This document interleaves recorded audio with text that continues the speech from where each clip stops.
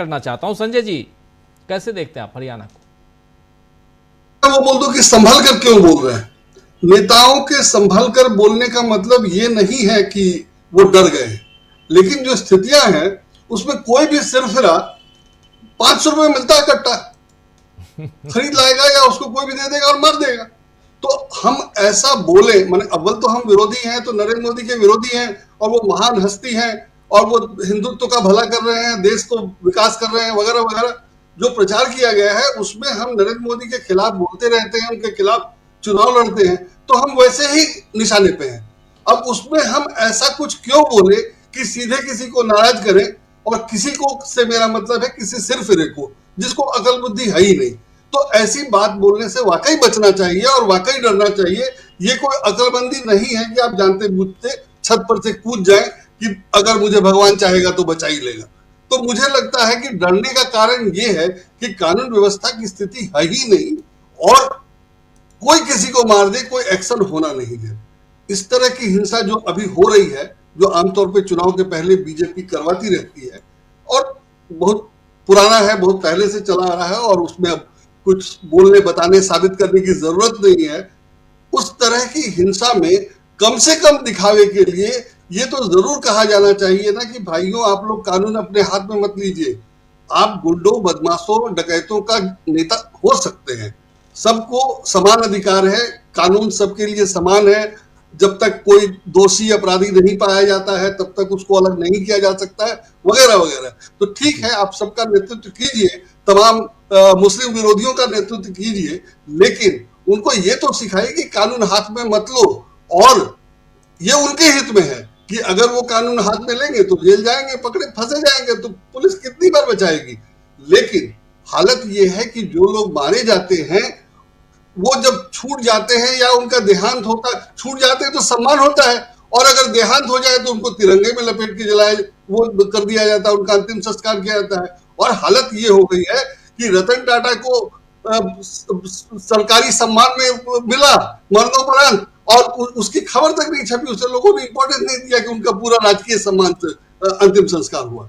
और 3 राज्यों ने वो की थी, राजकीय शोक की घोषणा की थी, वो भी खबर कहीं छोटी सी छप गई। जबकि पहले ये होता था कि सारी खबर निधन की खबर के साथ ही छपती थी कि उनका निधन हो गया, यहाँ इतने तारीख को निधन हुआ, इस पे फलाने सरकार ने राजकीय शोक की घोषणा की है, अंतिम संस्कार ऐसे ऐसे किया जाएगा, यहाँ किया जाएगा वगैरह वगैरह।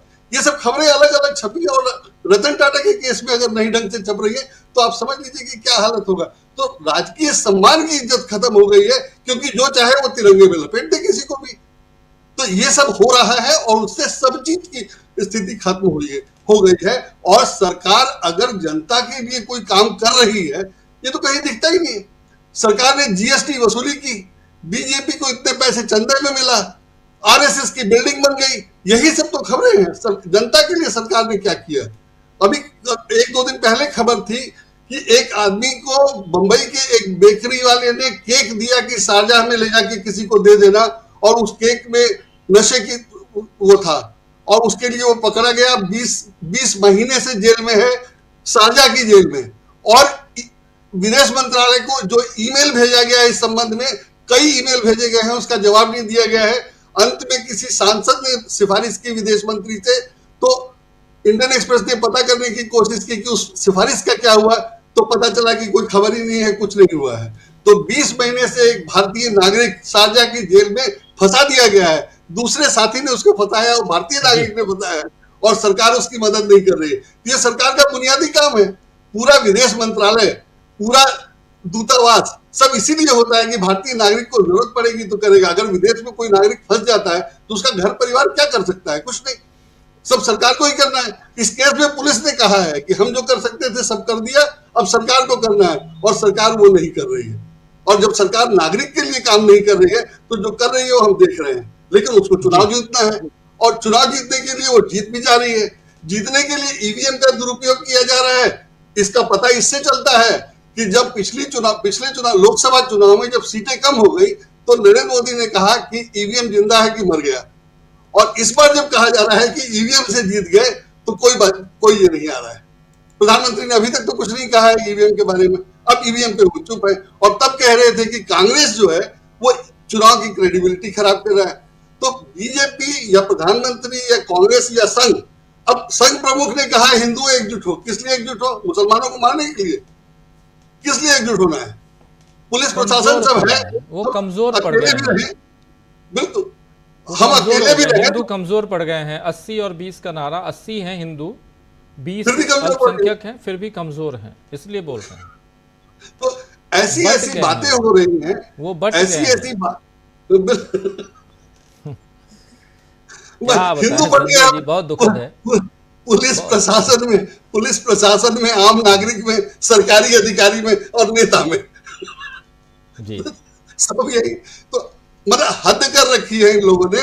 और जो हरियाणा की जहां तक बात है, तो आप चुनाव तो जीत गए। अब जब आप चुनाव जीत गए और उन लोगों के दम पर जीतेंगे चुनाव जो बाहर से आयातित है, दूसरे दल से है, तो आपकी पार्टी वाला तो क्लेम करेगा ही कि हमें भी चाहिए कुछ, हमें भी मलाई खाना है। और जाहिर है उसने काम भी किया है, तभी वो भी जीत के आया है, तो वो तो एक्सपेक्ट करेगा ही, तो कर रहा है। लेकिन आपको देना उसको है जो आपको जिताता है, और आपको अपनी क्रेडिबिलिटी बनानी है। तो सब जगह ये है कि एक दो आदमी, नरेंद्र मोदी और अमित शाह, जो चाहे वही होना चाहिए हर राज्य में। तो वहां वो जिसको चाहे वही मुख्यमंत्री बने। और जो इलेक्शन जीत कर आया है उसको नहीं पता, या उसको इससे क्या मतलब है कि बाकी सीटें कैसे जीती है, बहुमत कैसे आया, बहुमत कैसे आया। मुख्यमंत्री बनना है तो आए। और जन सेवा के लिए उन सब लोगों को ईडी सीबीआई के जरिए या तो दबाया गया, डराया गया है, या बीजेपी में शामिल कर दिया गया है। और इसके बावजूद अगर कुछ लोग बच गए हैं तो उनकी हिम्मत नहीं रह गई है कि वो जाकर कांग्रेस के लिए काम करे या बीजेपी के अगेंस्ट में हो जाए। तो इस तरह की स्थिति में कांग्रेस के साथ काम करने के लिए, राहुल गांधी के साथ काम करने के लिए कौन मिलेगा? राहुल गांधी की स्थिति ये बना दी गई है कि पप्पू है वो तो है ही है। अभी भी लोग कहते हैं, ये सब होने के बावजूद अभी भी लोगों को लगता है कि राहुल गांधी और नरेंद्र मोदी में कोई मुकाबला नहीं है, जबकि नरेंद्र मोदी कहीं नहीं टिकेंगे, किसी भी तरह से नहीं टिकेंगे। और ये सबको पता है, अब तो दिखाई देने लगा है बिल्कुल। लेकिन जो छवि है उसमें आम आदमी अभी भी समझता है। जैसे ये जलेबी वाला प्रकरण था, राहुल गांधी ने क्या गलत कहा था? बहुत सही बात कही थी, और देखिए उसको कैसे बना दिया गया। और अगर हम नई नई चीजों का बिल्डअप नहीं करेंगे। संजय जी, थोड़ा इंटरप्ट करना चाहूंगा। राहुल गांधी, सबसे ज्यादा भय राहुल गांधी से अगर किसी को है तो वो नरेंद्र मोदी और उनकी टीम को ये तय मानिए। बिल्कुल, ये तो मैं वही कह रहा हूं, राहुल गांधी को कोई खारिज नहीं कर रहा आज की तारीख में। अगर खारिज नहीं, करता, मैंने वो कोशिश कर रहे हैं पूरी तरह से, कोशिश कर रहे हैं पूरी तरह से। और जो नहीं समझते हैं जो लोग, वो लोग राहुल गांधी के खिलाफ है। मैं कह रहा हूं कि राहुल गांधी अकेले ही बच गए हैं इस स्थिति में कि वो कुछ कर सके या कर पाए। मतलब अगर राहुल गांधी को के पीछे ही ऐसे पड़ जाते हैं या राहुल गांधी को ऐसे नुकसान कर पाते हैं, तो कोई दूसरा उभर ही नहीं पाएगा, कोई दूसरा काम कर ही नहीं पा रहा है। मेरे कहने का वो मतलब है कि अगर राहुल गांधी अकेले, जैसे ईवीएम है, तो ईवीएम के लिए अगर कुछ काम किया जाना चाहिए या महमूद प्राचा कुछ कर रहे हैं तो उनका साथ देना चाहिए। तो जो जाएगा उनके साथ, महमूद प्राचा अगर टिके हुए हैं तो हो सकता है उनके पास ईडी सीबीआई का कोई केस नहीं हो, लेकिन अगर कोई गया उनको सपोर्ट करने लगा, अगर किसी ने उनको पैसे दे दिए, पैसा उनको भी जरूरी होगा, उनको भी चाहिए होगा, तो तुरंत उसके खिलाफ ईडी सीबीआई लग जाएगी या नहीं लगेगी, इसकी कोई गारंटी नहीं है। तो कोई भी उनके पास नहीं जाएगा या जाने में थोड़ा हिचकेगा, डरेगा। ये स्थिति हर जगह हर तरफ बना दी गई है। तो ये बहुत मुश्किल स्थिति है किसी के लिए भी। कोई चाहता भी है तो उसके लिए काम करना मुश्किल है, और जो जाता है उसको तो परेशान किया ही जा रहा है। तो इस तरह से मतलब एक अजीब तरह का चक्र बन गया है जिसमें सब लोग फंस गए हैं और उससे निकलना मुश्किल है। हो सकता है लोग मजबूरी में राहुल गांधी का विरोध करते हो सकता है लोग मजबूरी में नरेंद्र मोदी का समर्थन करते हो, लेकिन ये स्थिति बन गई है कि आप नरेंद्र मोदी का विरोध करोगे तो आपके पीछे लगा दी जाएगी सेना। ठीक है, सबके पीछे नहीं लगा पाते, सब जगह सफल नहीं होते लोग, लेकिन डरने वाला तो डरेगा ही, जो डरता है वो डरता है। तो ये स्थिति बहुत मुश्किल है, और मुझे लगता है कि इसीलिए दिक्कत हो रही है।